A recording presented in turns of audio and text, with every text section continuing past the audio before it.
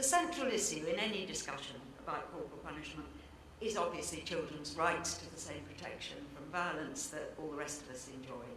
But engaging parents on that issue isn't easy, especially when it's being applied to parents spanking their own kids in their own homes.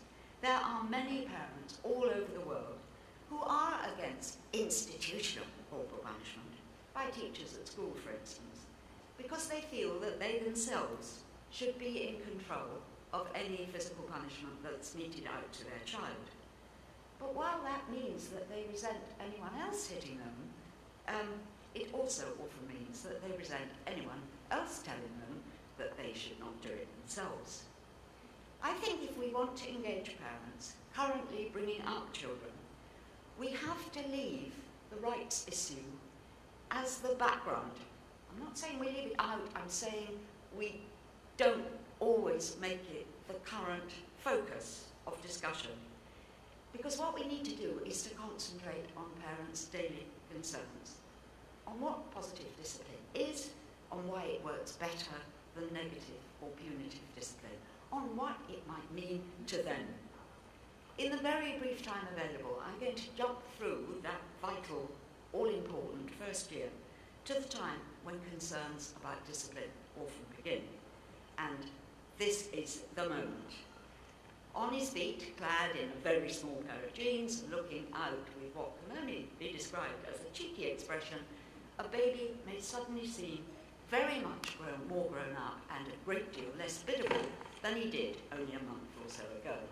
And I think you'll agree that it's at this stage in babies' lives that many parents, and sometimes their parents too, begin to think and talk about discipline.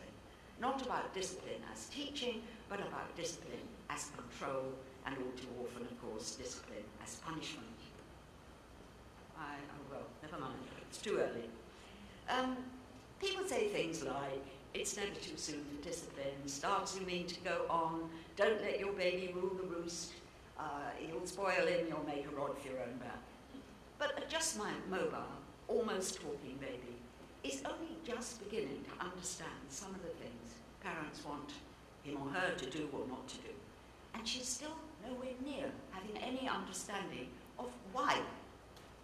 And that means that while angry adult reactions to her mistakes, her messes, will certainly upset her, they'll teach her nothing.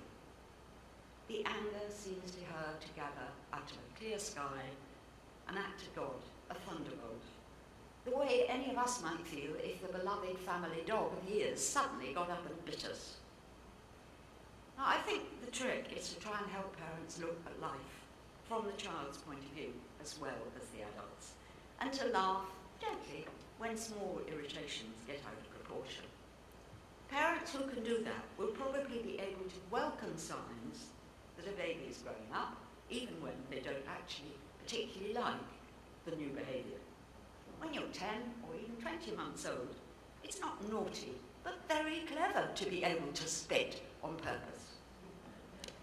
It's depressing that in the year 2011, when we really do know, factually, not as a matter of opinion, that negative discipline, scolding, punishment under twos, is developmentally inappropriate, and that smacking or spanking or hitting at any age is the most negative discipline of all.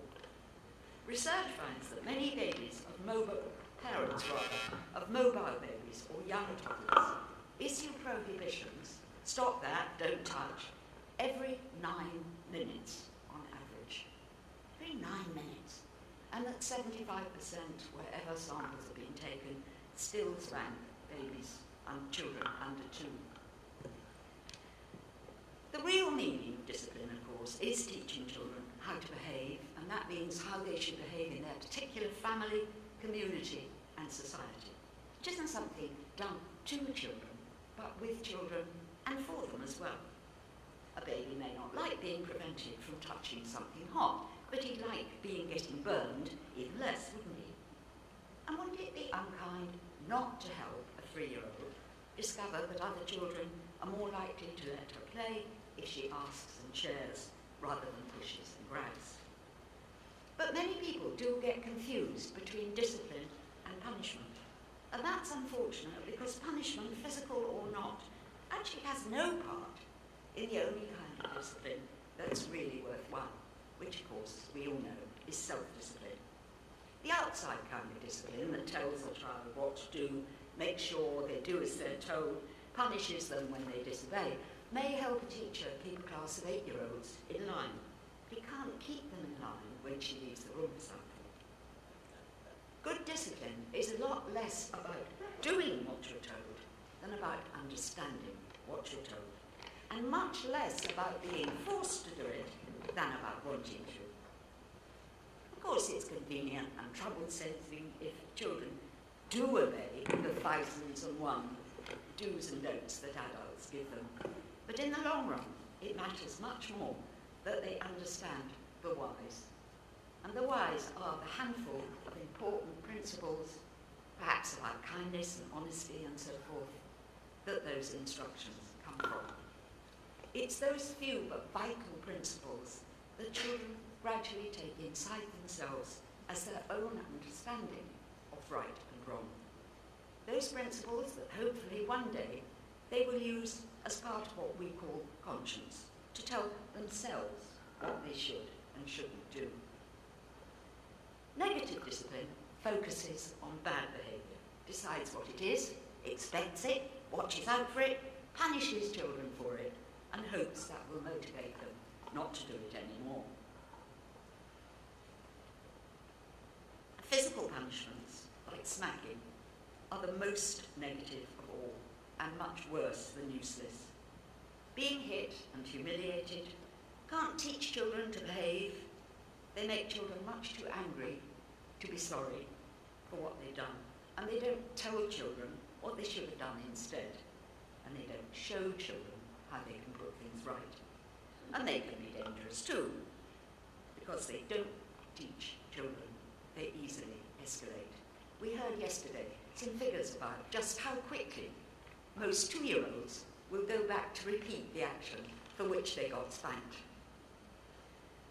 If physical punishments set children a really terrible example, as they do, then parents using their superior size to get their way by force will certainly make children think it's okay for them to do the same. And I'm very impressed by the strapline on the film we started with, children see, children do, and that's exactly the point I'm making. In fact, children who've been smacked a lot are very often the ones who are violent to smaller children or to animals. In the UK, we call it the kick the cat syndrome. Positive discipline focuses on good behaviour, decides what it is. We often forget that one. How often do we forget to tell children what it is that we want them to do? We're so busy telling them what we don't. Expects it, watches out for it, rewards children for it, and hopes that will motivate them to keep on.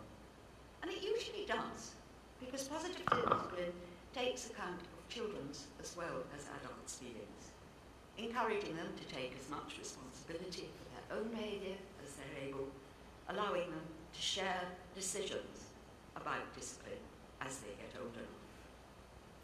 Sometimes parents who do spank their children but want to give up ask what they can do instead.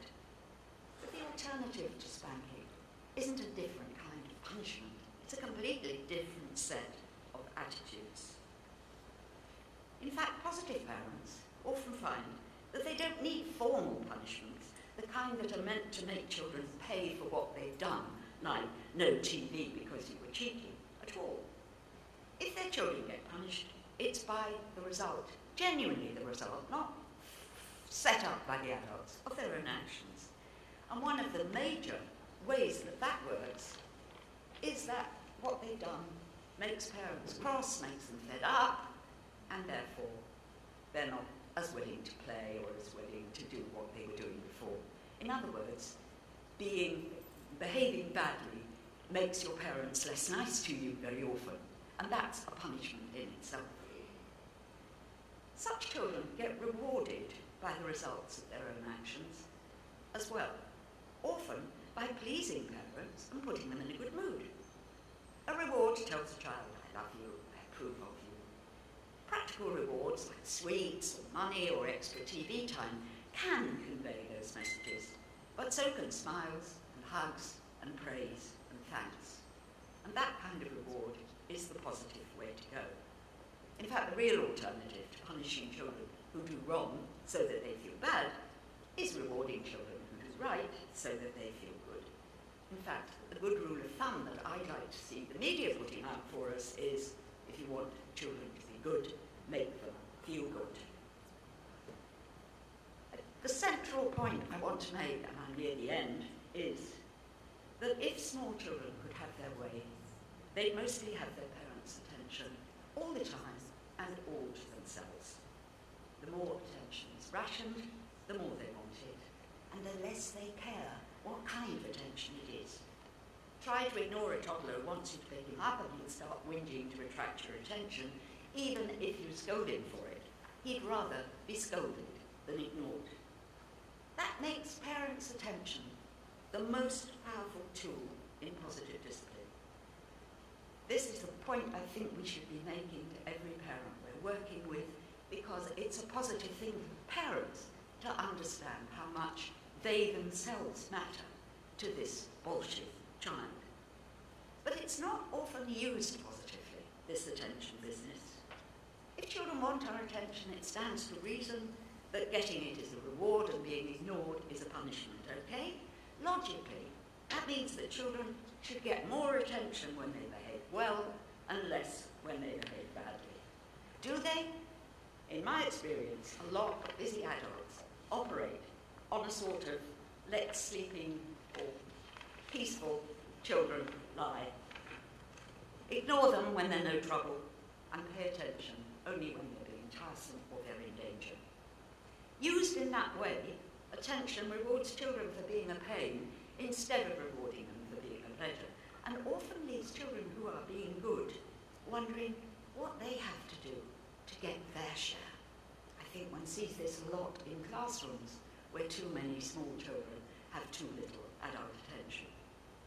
If adult attention is redistributed from times when the child is naughty to times when she's good, you can save time on scolding and spend it on praising instead. If you do that, what happens to the child you expected to get scolded? Nothing. She gets ignored. Doesn't always work, of course, because you can't ignore all bad behaviour, but every little helps. Sometimes parents worry that rewarding good behaviour with extra attention will spoil the child. I think that's a sad misunderstanding of what spoiling is, and that definition is something that's integral to an understanding of positive discipline.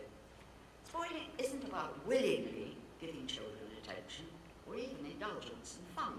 Spoiling is about giving in to children who are bullying and blackmailing adults who would rather not. You can't spoil children with too much talk and play, laughter, smiles, hugs, even birthday presents, if you give them because you want to and that you and your partner agree that the child should have them. But they may get spoiled by the smallest packet of sweets if they've learned that they can get it by going on and on and on.